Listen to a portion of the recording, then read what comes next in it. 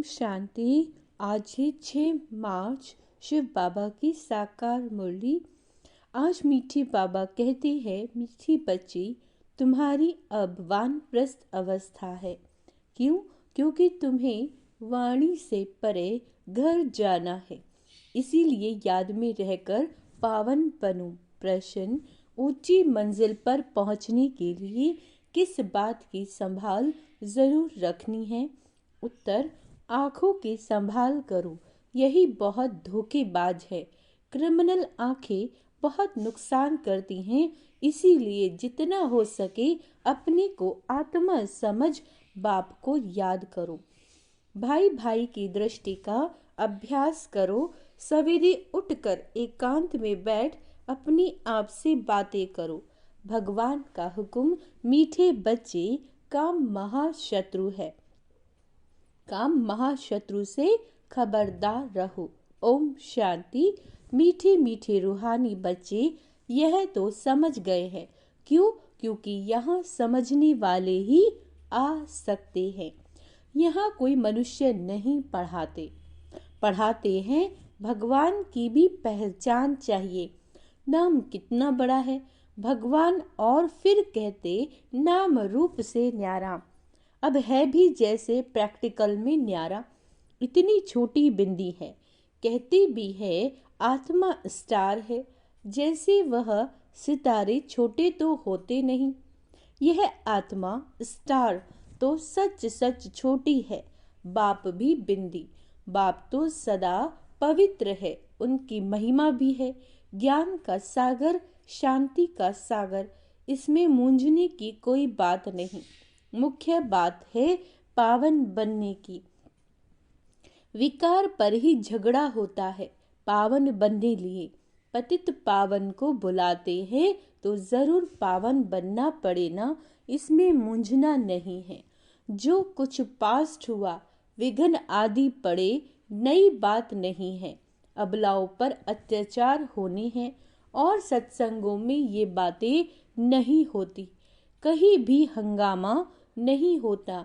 यहाँ हंगामा खास इस बात पर ही होता है। बाप पावन बनाने आते हैं तो कितना हंगामा होता है। बाप बैठ पढ़ाते हैं। बाप कहते हैं मैं आता भी वानप्रस्थ अवस्था में हूँ। वानप्रस्थ अवस्था का कायदा भी यहाँ से ही शुरू होता है। बाबा कहते तो वानप्रस्थ अवस्था वाले जरूर वानप्रस्थ में ही रहेंगे। वाणी से परे जाने के लिए बाप को पूरा याद कर पवित्र बनना है। पवित्र बनने का तरीका तो एक ही है। वापस जाना है तो पवित्र जरूर बनना है। जाना तो सबको है। क्या कह रहे हैं बाबा? जाना तो सबको है, 2-4 को नहीं जाना है। सारी पतित दुनिया को बदली होना है। इस ड्रामा का किसी को भी पता नहीं। सतयुग से कलयुग तक यह ड्रामा का चक्र। बाप कहते हैं अपने को आत्मा समझ बाप को याद करना है और पावन भी जरूर बनना है। तब ही तुम शांति धाम और सुख धाम में जा सकेंगे। गायन भी है, गति सदगति दाता एक ही है। सतयुग में बहुत थोड़े होते हैं और पवित्र होते हैं। कलयुग में है अनेक धर्म और अपवित्र हो पड़ते हैं। यह तो सहज बात है और बाप पहले से ही बता देते हैं। बाप तो जानते हैं कि हंगामा होगा जरूर।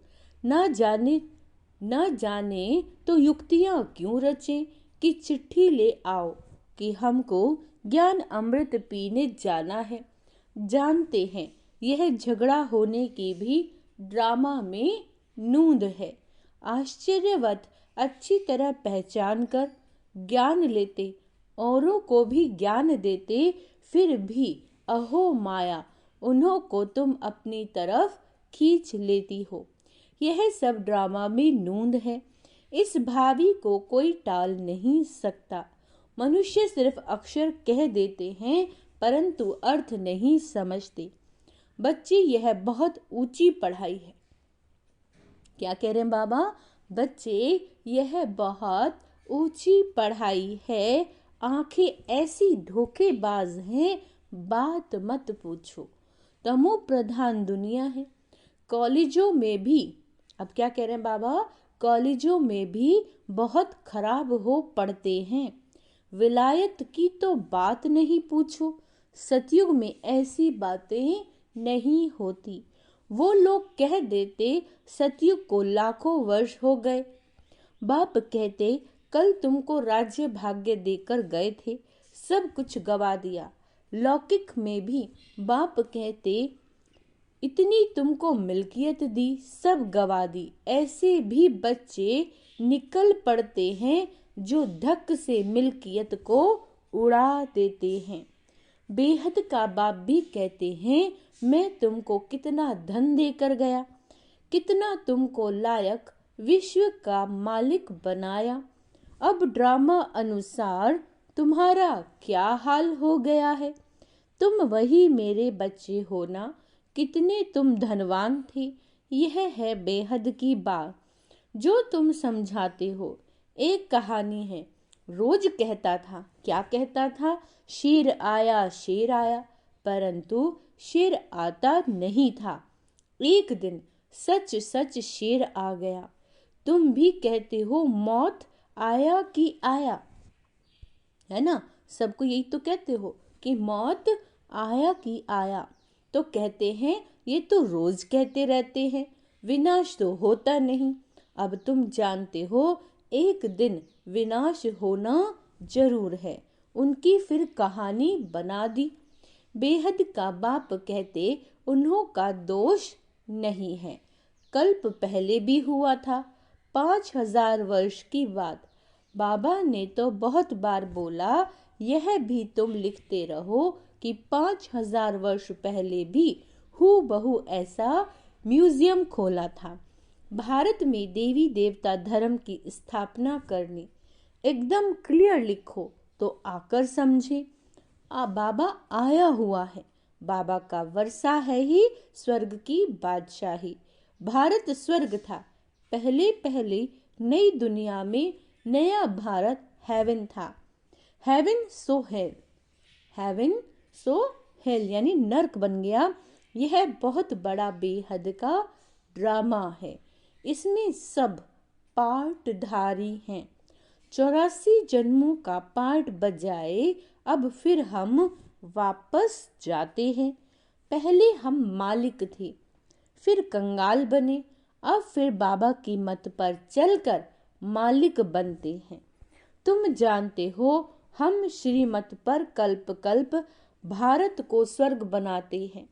पावन भी जरूर बनना है, पावन बनने कारण अत्याचार होते हैं।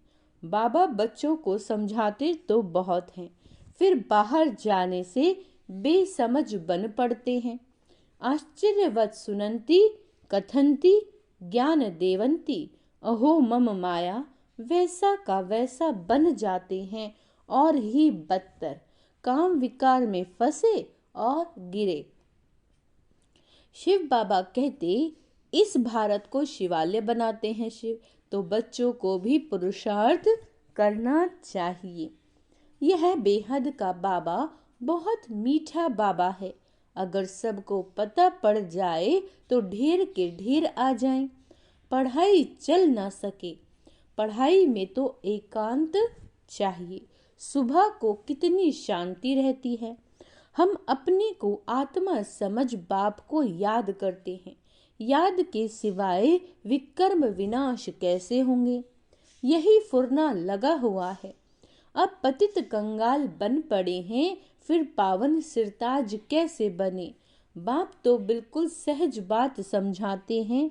हंगामा तो होगा, क्या कहते हैं बाबा, हंगामा तो होगा, डरने की कोई बात नहीं। बाप तो बिल्कुल साधारण है, ड्रेस आदि सब वही है, कुछ भी फर्क नहीं। सन्यासी तो फिर भी घर बार छोड़ गेहरू कफनी पहन लेते हैं, उनकी तो वही पहरवाइश है। सिर्फ बाप ने प्रवेश किया और कोई फर्क नहीं। जैसे बाप बच्चों को प्यार से संभालते हैं, पालना और पोषण करते हैं, वैसे यह भी करते हैं। कोई अहंकार की बात नहीं, बिल्कुल साधारण चलते हैं। बाकी रहने के लिए मकान तो बनाना पड़े, वह भी साधारण। तुम्हें तो बेहद का बाप पढ़ाते हैं। बाप तो चुंबक है, कम है क्या? बच्चियां पवित्र बनती हैं तो बहुत सुख मिलता है। वह तो कह देते कोई शक्ति है, परंतु शक्ति किसको कहा जाता है वह भी समझते नहीं। सर्वशक्तिवान बाप है, वह सबको ऐसा बनाते हैं, परंतु सब एक जैसे तो बन ना सकें।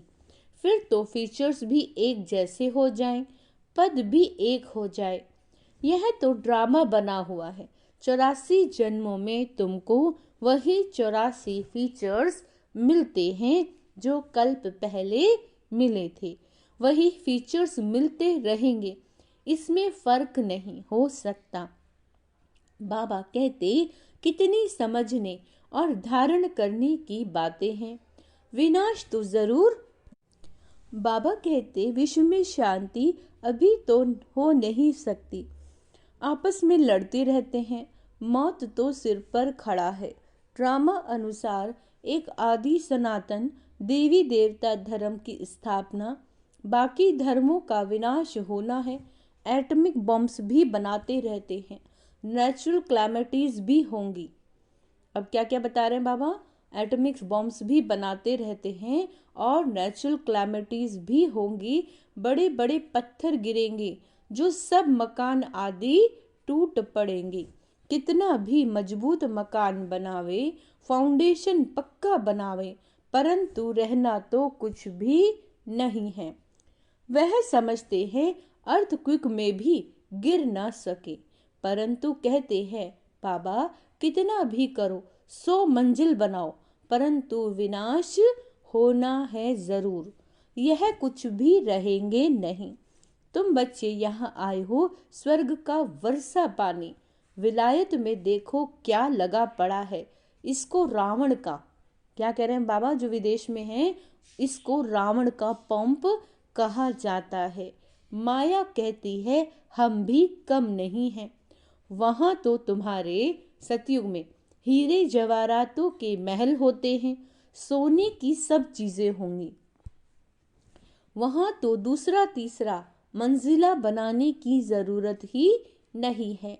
जमीन पर भी खर्चा नहीं लगता, सब कुछ मौजूद रहता है। तो बच्चों को बहुत पुरुषार्थ करना चाहिए, सबको पैगाम देना है। अच्छे अच्छे पंडे बन बच्चे आते हैं रिफ्रेश होने के लिए। यह भी ड्रामा में नूंद है, फिर भी आएंगे। इतने सब आए हैं, पता नहीं इन सब को फिर देखूंगा व नहीं, यह सब ठहर सकेंगे व नहीं। आए तो ढेर के ढेर, फिर आश्चर्यवत भागंती हो गए। लिखते हैं बाबा हम गिर गए, अरे की कमाई चट कर दी, फिर इतना ऊंचा चढ़ नहीं सकते। यह है बड़ी ते बड़ी अवज्ञा। वो लोग ऑर्डिनेंस निकालते हैं, फलाने टाइम पर कोई भी बाहर ना निकले, नहीं तो शूट कर देंगे। बाप भी कहते हैं विकार में जाओगे तो शूट हो जाओगे। भगवान का हुक्म है ना, खबरदार रहना।